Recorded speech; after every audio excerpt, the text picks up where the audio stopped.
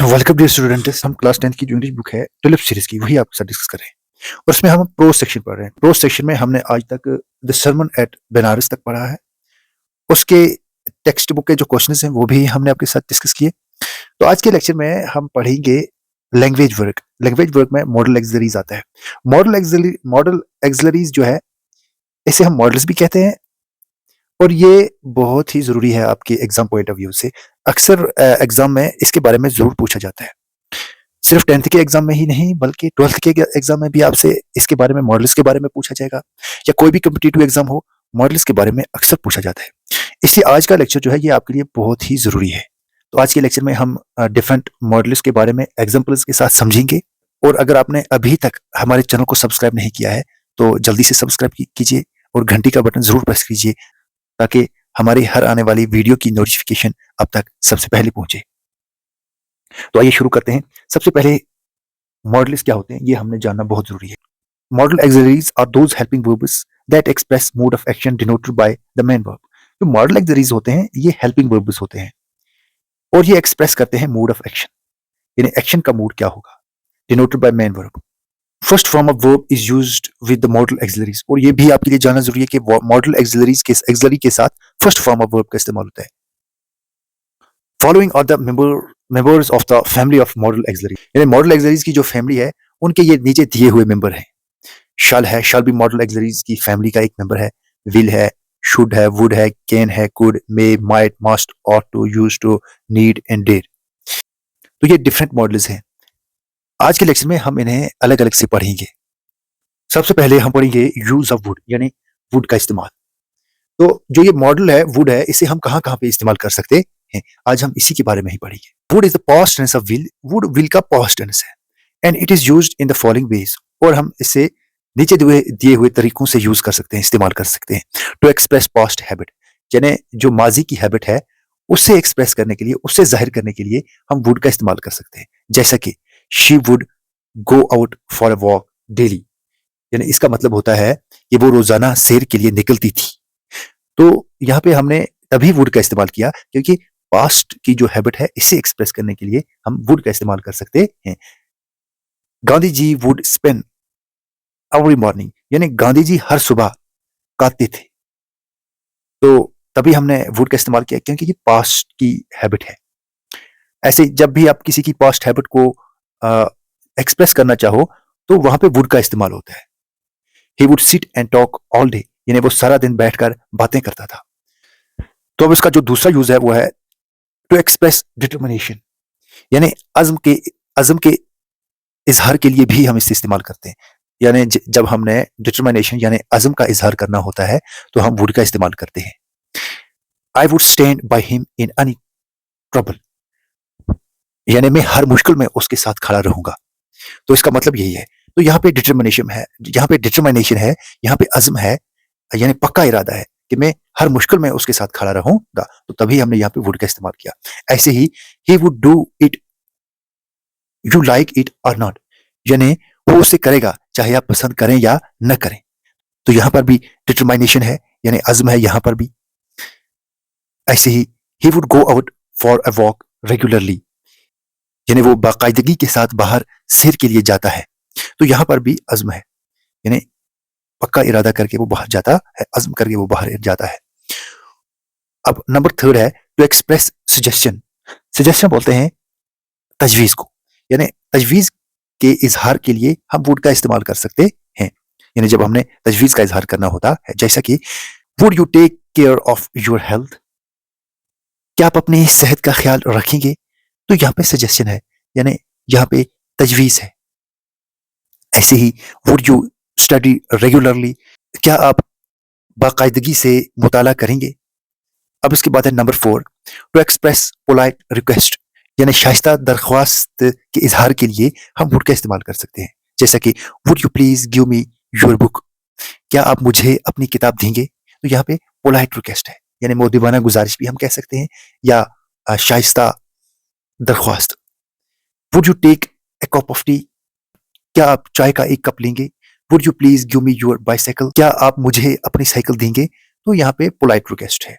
तो polite request को express करने के लिए यानी पोलाइट रिक्वेस्ट को जाहिर करने के लिए हम वुड का इस्तेमाल करते हैं। वुड के और भी इस्तेमाल हैं। टू एक्सप्रेस विश और डिजायर यानी चाहत या ख्वाहिश के इजहार के लिए भी हम वुड का इस्तेमाल करते हैं। जैसा कि would that I were a king यानी काश मैं बादशाह होता। Would that I were rich यानी काश मैं अमीर होता। Would that I were a child again काश मैं दोबारा बच्चा होता। I wish you would go away मैं चाहता हूं कि आप बाहर जाएं। वुड का एक और इस्तेमाल है टू एक्सप्रेस प्रेफरेंस यानी तरजीहात के इजहार के लिए हम वुड का इस्तेमाल कर सकते हैं। जैसा कि I would prefer death to dishonour यानी मैं बेइज्जती पर मौत को तरजीह दूंगा। He would rather starve than beg यानी वो भीख मांगने के बजाय भूखा मरना पसंद करेगा। वुड का एक और इस्तेमाल है टू एक्सप्रेस कंडीशन यानी शर्त के इजहार के लिए हम वुड का इस्तेमाल कर सकते हैं। कंडीशन बोलते हैं शर्त को। जैसा कि had you worked hard you would have passed यानी अगर आप मेहनत करते तो आप पास होते। If he had walked fast he would have caught train अगर वो तेज चला होता तो वो ट्रेन को पकड़ सकता। If I were rich I would buy A car अगर मैं अमीर होता तो मैं कार खरीदता। तो यहाँ पे कंडीशन है। इफ का मतलब होता है condition. As the future tense of past in indirect speech यानी इनडायरेक्ट स्पीच में हम इससे फ्यूचर टेंस के पास्ट के तौर पर भी इस्तेमाल करते हैं। जैसे कि he said that he would not take tea यानी उसने कहा कि मैं चाय नहीं पीऊंगा। He told me that he would go to Nagpur on Monday यानी उसने कहा कि वो पीर को नागपुर जाएगा। तो ये थे कुछ वुड के यूज। तो इसके बाद जो अगला मॉडल हम पढ़ेंगे वो है यूज ऑफ मे यानी मे का इस्तेमाल। May is use in the following sense यानी मे को हम नीचे दिए हुए तरीकों से इस्तेमाल कर सकते हैं। टू एक्सप्रेस परमिशन यानी इजाजत के इजहार के लिए भी हम इससे इस्तेमाल कर सकते हैं। जैसा कि मे आई कैम इन सर क्या मैं अंदर आ सकता हूं। यस यू मे हाँ तुम आ सकते हो। मे आई यूज दिस पेन क्या मैं ये कलम इस्तेमाल कर सकता हूं। यस यू मे हाँ तुम कर सकते हो। तो यहाँ पे परमिशन है और परमिशन को एक्सप्रेस करने के लिए हमने मे का इस्तेमाल किया।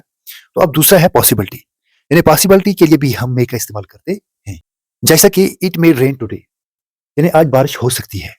You may get a prize आपको इनाम मिल सकता है। तो यहाँ पे पॉसिबिलिटी है यानी पॉसिबिलिटी बोलते हैं इम्कान को।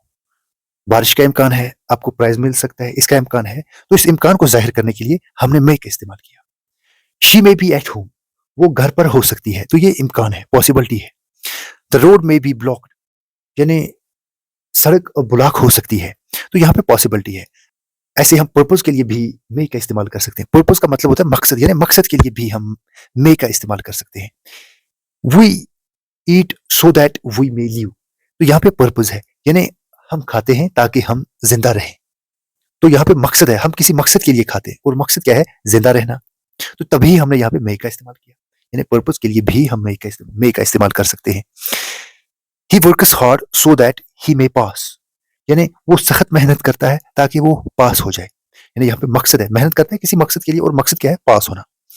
ऐसे ही I go out for a morning walk so that I may be healthy यानी मैं सुबह की सैर के लिए निकलता हूं ताकि सेहतमंद रहूं। तो सैर के लिए निकलता है तो कोई कुछ मकसद है इसका और जो मकसद है वो है कि ये सेहतमंद रहे। ऐसे ही विश या प्रेयर के लिए भी हम मे का इस्तेमाल करते हैं। जैसा कि मे यू लिव लॉन्ग यानी आपकी उम्र लंबी हो। तो यहाँ पे विश है या प्रेयर है ख्वाहिश है या दुआ है। विश बोलते हैं ख्वाहिश को। ऐसे ही may God bless you with son यानी ये इसकी ख्वाहिश भी हो सकती है या ये इसके लिए दुआ करता है कि खुदा आपको बेटे से नवाजे। मे हर सोल रेस्ट इन पीस उसकी रूह को सुकून मिले। तो ये था मे का इस्तेमाल यानी मे को हम किन किन तरीकों से इस्तेमाल कर सकते हैं। तो अगला मॉडल जो हमारे पास है वो है use of shall and will यानी शाल और विल का इस्तेमाल। तो सबसे पहले यहाँ पे टेबल है यहाँ पे मॉडल है शाल और विल। यहाँ पे फर्स्ट पर्सन आई वी और माइन एटस्ट्रा ये फर्स्ट पर्सन हो सकते इन्हें फर्स्ट पर्सन कहते हैं। और यहाँ पे सेकंड पर्सन है यानी you yours he she it या किसी का नाम एटस्ट्रा। यानी रामा। जब भी हम शल के साथ फर्स्ट पर्सन का इस्तेमाल करते हैं तो ये फ्यूचर टेंस को जाहिर करता है। और जब हम विल के साथ फर्स्ट पर्सन का इस्तेमाल करते हैं यानी आई, वी, आवर और माइन के साथ, तो ये थ्रेट, प्रॉमिस, इंटेंशन और डिटरमिनेशन को जाहिर करता है। ऐसे ही जब हम शल के साथ सेकंड पर्सन का इस्तेमाल करते हैं तो ये threat, definite things, promise, command और डिटरमिनेशन को जाहिर करता है। और जब हम विल के साथ सेकंड पर्सन का इस्तेमाल करते हैं तो ये फ्यूचर टेंस को जाहिर करता है। From the above table it becomes clear that, तो ऊपर वाले टेबल से अब ये जाहिर हो जाता है कि shall with the first person यानी शल पहले पर्सन के साथ is used simply to express future tense, यानी जब हम शल के साथ फर्स्ट पर्सन का इस्तेमाल करते हैं तो ये सादा तौर पे फ्यूचर टेंस को एक्सप्रेस करता है। But it is possible only in the case of assertive sentences, यानी assertive sentences में ही ये पॉसिबल हो सकता है। एग्जांपल्स है आई शैल बाय अ कार, मैं एक कार खरीदूंगा। When shall we see again, हम दोबारा कब मिलेंगे। आई शैल गो, मैं जाऊंगा। I shall be 30 next birthday, यानी अगले जन्मदिन पर मैं 30 साल का हो जाऊंगा। Number 2, shall can also be used with second third person, shall को हम सेकंड और थर्ड पर्सन के साथ इस्तेमाल भी कर सकते हैं। जैसे सेकंड और थर्ड पर्सन है you, your, he, she, it, Rama extra, ये सेकंड और थर्ड पर्सन है। अंडर द फॉलोइंग कंडीशंस, नीचे दी हुई शराइत के साथ, यानी नीचे दिए हुए शराइत के तहत हम शैल को सेकंड पर्सन या थर्ड पर्सन के साथ भी इस्तेमाल कर सकते हैं। और सेकंड और थर्ड पर्सन क्या है, you, your, he, she, it और रमा, ये सेकंड और थर्ड पर्सन है। जैसा कि if the sentence conveys the sense of threat, अगर सेंटेंस या अगर जुमला खतरे के एहसास को जाहिर करता हो, मिसाल के तौर पर you shall be punished if you do not change your habits, यानी अगर आप अपनी आदतें नहीं बदलते हैं तो आपको सजा दी जाएगी।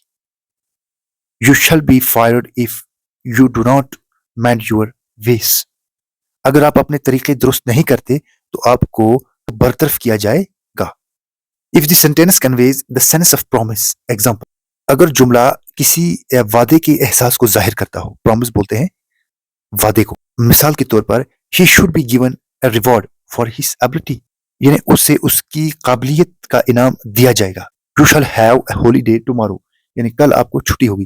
तो यहाँ पे प्रॉमिस है, यानी इसका मतलब है कि ये थर्ड पर्सन है, ही थर्ड पर्सन है, और थर्ड पर्सन के साथ जब हमने शल को लगाया तो ये सेंस ऑफ प्रॉमिस को कन्वे करता है, यानी वादे के एहसास को जाहिर करता है। If the sentence conveys the sense of an order, यानी अगर जुमला किसी हुक्म के एहसास को जाहिर करता हो, ऑर्डर बोलते हैं हुक्म को, जैसे कि you shall have to take action against him, यानी आपको उसके खिलाफ कार्रवाई करनी होगी।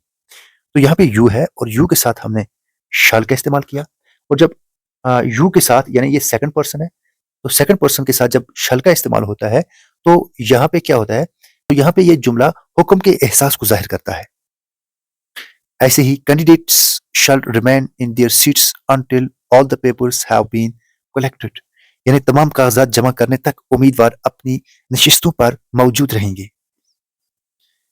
अब number D, if the sentence conveys the sense of certainty और डिटरमिनेशन, यानी अगर जुमला किसी यकीन या अज़्म का इजहार करता हो, सर्टेनिटी बोलते हैं यकीन को और डिटरमिनेशन बोलते हैं अज़्म को, यानी पक्का इरादा। If you secure first position you shall be given a new watch, यानी अगर आप पहली पोजीशन हासिल करते हैं तो आपको एक नई गाड़ी दी जाएगी। तो यहाँ पर क्या है, यहाँ पर यू के साथ हमने शैल का इस्तेमाल किया, और ऐसी सूरत में जो जुमला होगा, जो सेंटेंस होगा, उसमें सेंस ऑफ डिटरमिनेशन या सर्टेनिटी हो सकती है। ऐसे ही you shall do what I command, यानी तुम वही करोगे जो मैं हुक्म दूंगा। But with first person will is used as follows, लेकिन फर्स्ट पर्सन के साथ विल को हम नीचे दिए हुए तरीकों से इस्तेमाल कर सकते हैं। If the sentence conveys the sense of threat, example, अगर जुमला खतरे के एहसास को जाहिर करता हो, मसलन I will punch you if you do not speak the truth, यानी अगर आप सच नहीं बोलोगे तो मैं तुम्हें सजा दूंगा। आई विल किल यू, मैं तुम्हें मारूंगा। If the sentence conveys the sense of promise, अगर जुमला किसी वादे के एहसास को जाहिर करता हो, मसलन example, I will surely help her, यानी मैं यकीनी तौर उसकी मदद करूंगा। Number C, if the sentence conveys the sense of determination, अगर जुमला अज़्म के इजहार को जाहिर करता हो, जैसा कि I will never tell a lie, यानी यहाँ पे अज़्म है, डिटरमिनेशन है कि मैं कभी भी झूठ नहीं बोलूंगा। जो अगला मॉडल है वो है can, use of can. Can means to be able और नाउ हाउ टू, यानी कैन का मतलब होता है टू बी एबल टू, यानी लायक होना, और नाउ हाउ टू, यानी जानना कैसे। It is use to express strength, यानी ये ताकत के इजहार के लिए इस्तेमाल किया जाता है। मे इट बी फिजिकल, यानी चाहे वो जिस्मानी हो, मेंटल या जहनी हो, और ऑफ ऑफिशियल अथॉरिटी या सरकारी अथॉरिटी की हो, एक्स्ट्रा वगैरह वगैरह। It is used as follows, ये इस तरह इस्तेमाल होता है, यानी कैन इस तरह इस्तेमाल होता है। टू एक्सप्रेस एबिलिटी, यानी काबिलियत के इजहार के लिए हम इसे इस्तेमाल करते हैं। जैसा कि he can speak English fluently, वो रबानी अंग्रेजी बोल सकता है, यानी ये इसकी एबिलिटी है, ये इसकी काबिलियत है। I can solve question easily, मैं आसानी से सवाल हल कर सकता हूँ, ये भी इसकी काबिलियत है, एबिलिटी है। The head master can remit the fine, यानी हेड मास्टर जुर्माना माफ कर सकता है, ये इसकी एबिलिटी है, ये इसकी काबिलियत है। टू एक्सप्रेस पॉसिबिलिटी, यानी इम्कान के तौर, यानी इम्कान के इजहार के लिए भी हम इसे इस्तेमाल कर सकते हैं। जैसे कि the principal can also fine he, यानी प्रिंसिपल उससे जुर्माना भी कर सकता है। तो ये पॉसिबिलिटी है, ये इम्कान है। यहाँ पर इम्कान, जहाँ पे इम्कान को जाहिर करना हो तो वहां पे हम कैन का इस्तेमाल कर सकते हैं। Anyone can read this letter, कोई भी ये लेटर पढ़ सकता है, तो ये इम्कान है, यानी ये खत कोई भी पढ़ सकता है, यानी इसकी पॉसिबिलिटी है। चिल्ड्रन कैन बी स्पॉइल्ड, यानी बच्चों को खराब किया जा सकता है, तो ये पॉसिबिलिटी है। टू एक्सप्रेस परमिशन, यानी इजाजत के इजहार के लिए भी हम कैन का इस्तेमाल कर सकते हैं। जैसे you can go for a picnic now, यानी आप पिकनिक पर जा सकते हैं। You can go home after doing work, तो यहाँ पे इनको परमिशन दी जाती है कि आप घर जा सकते हो काम खत्म करने के बाद। टू एक्सप्रेस डिस्पोजिशन, यानी मिजाज का इजहार करने के लिए भी हम कैन का इस्तेमाल कर सकते हैं। जैसा कि she can tell a lie at any time, यानी वो कभी भी झूठ बोल सकती है, तो यहाँ पे इसकी ये मिजाज का इजहार है, झूठ बोलना ये मिजाज है। We can not believe them because they can cheat us, यानी हम उन पे भरोसा नहीं कर सकते हैं क्योंकि वो हमें धोखा दे सकते हैं। तो यहाँ पे भी मिजाज का इजहार है, यानी उनकी मिजाज क्या है कि वो धोखा दे सकते हैं। यहाँ पे उनकी मिजाज क्या है कि वो झूठ बोल सकते हैं। अब इसके बाद जो नेक्स्ट आर्टिक अब इसके बाद जो नेक्स्ट मॉडल हमारे पास है, जो हमने पढ़ना है, वो है could. Could is the past tense of can, could can का पास्ट टेंस है। As is used in indirect form as follows, यानी हम इसे इनडायरेक्ट फॉर्म में इस्तेमाल कर सकते हैं नीचे दिए हुए तरीकों से। पास्ट टेंस ऑफ पावर, यानी जब हम पावर को पास्ट टेंस में इजहार करते हैं तो उसके लिए हम कुड का इस्तेमाल करते हैं। जैसे कि आई asked him if the headmaster could give me admission, यानी मैंने उससे पूछा कि क्या हेडमास्टर दाखिला दे सकते हैं। He asked me if I could help him, यानी उसने मुझसे पूछा कि मैं उसकी मदद कर सकता हूं। तो ये यहाँ पे क्या है, यहाँ पे पास्ट टेंस ऑफ पावर है, यानी पावर का यानी ताकत का पास्ट टेंस है। आई आस्क्ड हिम, यानी मैंने उससे पूछा, यानी पास्ट टेंस है, पूछा मैंने पास्ट टेंस है। If he could play football, क्या वो फुटबॉल खेल सकता है। Number B, past tense of ability, यानी काबिलियत का माजी। I could solve the whole paper in 1 hour, यानी मैं 1 घंटे में पूरा पेपर हल कर सकता था। तो ये इसकी एबिलिटी थी, लेकिन पास्ट टेंस में। She could not claim the tree, वो दरख्त पर नहीं चढ़ सकती थी, ये एबिलिटी है, पास्ट टेंस की एबिलिटी या काबिलियत है। He could sing and speak well, वो अच्छी तरह गा और बोल सकता है, तो यहाँ पर भी पास्ट टेंस की एबिलिटी आई। पोलाइट रिक्वेस्ट, शाइस्ता दरख्वास्त के लिए भी हम इसे इस्तेमाल कर सकते हैं। जैसे कि could you spare some time for me, यानी क्या आप मेरे लिए कुछ वक्त निकाल सकते हैं। Could you lend me your book, क्या आप मुझे अपनी किताब उधार दे सकते हैं। Could you please post letter, क्या आप ये खत पोस्ट कर सकते हैं। नेक्स्ट है पास्ट टेंस ऑफ पॉसिबिलिटी, यानी इम्कान का माजी, यानी पॉसिबिलिटी बोलते हैं इम्कान को, और पास्ट टेंस में माजी। You could have caught the train if you had run fast. अगर आप तेज दौड़ते तो आप ट्रेन पकड़ सकते थे। If he had taken the medicine regularly he could have recovered earlier. यानी अगर उसने दवाएं बाकायदगी के साथ ली होती तो वो जल्द सेहतयाब हो सकता था। तो यहाँ पे क्या है, यहाँ पे इम्कान है, पॉसिबिलिटी है, लेकिन पास्ट टेंस में यानी माजी में। फीलिंग ऑफ इम्पेशंस यानी बेसब्री का एहसास, फीलिंग बोलते हैं एहसास को और इम्पेशंस बोलते हैं बेसब्री को। जैसा कि what could I do now, यानी अब मैं क्या कर सकता हूं। यहाँ पे बेसब्री है, बेसब्री का एहसास है कि अब मैं क्या कर सकता हूं। हाउ वुड इट हैपन, ये कैसे हुआ। यहां पर भी बेसब्री है, बेसब्री का एहसास है। As a phrase in past tense, यानी हम इसे जमाने माजी में बतौर जुमला इस्तेमाल कर सकते हैं। एज ए फ्रेज का मतलब होता है बतौर जुमला इन पास्ट टेंस में। The child couldn't help weeping, यानी बच्चा रोने में मदद नहीं कर सकता था। The headmaster could not help giving him admission, यानी हेडमास्टर उसे दाखिला देने में मदद नहीं कर सकता। अब जो नेक्स्ट मॉडल है हमारे पास वो है might, use of might, might का इस्तेमाल। पास्ट टेंस, पास्ट टेंस और पास्ट फॉर्म ऑफ मे, ये मे का पास्ट टेंस या पास्ट फॉर्म है। Might is used to express the following. The past tense of may, यानी पास्ट टेंस ऑफ मे को express करने के लिए भी, उसको जाहिर करने भी के लिए भी हम माइट का इस्तेमाल करते हैं। जैसे कि the teacher said that we might go home, उस्ताद ने कहा कि वो घर जा सकता है। I asked him if I might see his watch, मैंने उससे पूछा कि क्या मैं उसकी घड़ी देख सकता हूं। तो यहाँ पे क्या है, तभी हमने माइट का इस्तेमाल किया कि पास्ट टेंस ऑफ मे है। पास्ट टेंस यानी मे के पास्ट टेंस को इजहार करने के लिए भी हम माइट का इस्तेमाल करते हैं। माइट को हम पर्पस के लिए भी इस्तेमाल करते हैं। पर्पस बोलते हैं मकसद को, यानी he ran fast so that he might catch the train, वो तेजी से भागा ताकि वो ट्रेन पकड़ सके। तो तेजी से भागा, क्यों भागा, ताकि वो ट्रेन पकड़ सके। यहाँ पे पर्पस है, मकसद है, मकसद है ट्रेन पकड़ना। He played well so that he might win the match, यानी उसने अच्छा खेला ताकि वो जीत सके। शी वोर new clothes so that she might look beautiful, यानी उसने अच्छे कपड़े पहने ताकि वो खूबसूरत दिखाई दे। इसे हम रिमोट पॉसिबिलिटी के लिए भी इस्तेमाल करते हैं, यानी बैद इम्कान के लिए, वो इम्कान जो बैद हो। He has not worked hard but he might pass, यानी उसने मेहनत नहीं की लेकिन वो पास हो सकता है। She is working hard she might win scholarship, यानी वो सख्त मेहनत कर रही है, शायद वो स्कॉलरशिप हासिल कर सके। इसे हम पॉसिबिलिटी के लिए भी इस्तेमाल करते हैं। जैसे कि the teacher said that I might win a scholarship, यानी टीचर ने कहा शायद मैं स्कॉलरशिप जीत सकता हूँ। The doctor said that the patient recover soon, यानी डॉक्टर ने कहा कि मरीज जल्द सेहतयाब हो सकता है। तो यहाँ पे पॉसिबिलिटी है और पॉसिबिलिटी को जाहिर करने के लिए हम माइट का इस्तेमाल कर सकते हैं। परमिशन के लिए भी हम इसका इस्तेमाल कर सकते हैं।